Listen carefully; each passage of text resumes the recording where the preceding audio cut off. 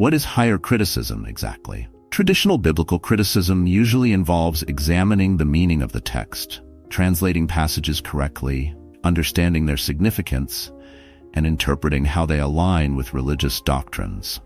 But higher criticism takes a different approach. It applies the same analytical methods used for other ancient books to the Bible, seeking to answer broader questions. Who really wrote these texts? When were they written? And most importantly, have they been altered over time? To explore these questions, higher critics analyze the text itself. Take, for example, the statement in Judges 17:6, "There was no king in Israel in those days."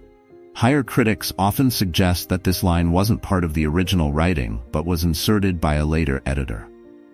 Or consider the apparent contradiction in Psalm 51. In verse 16 it says God doesn't desire sacrifices, yet by verse 19 it says He will be pleased with them.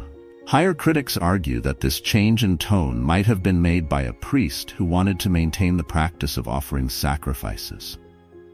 However, many modern scholars disagree with the conclusions of higher criticism. They argue that while some observations may be valid, others are based on speculation without enough evidence. The work of higher critics often raises questions about the authenticity of certain passages.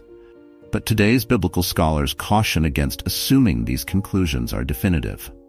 While higher criticism offers one way to examine the Bible, it's not without its controversies.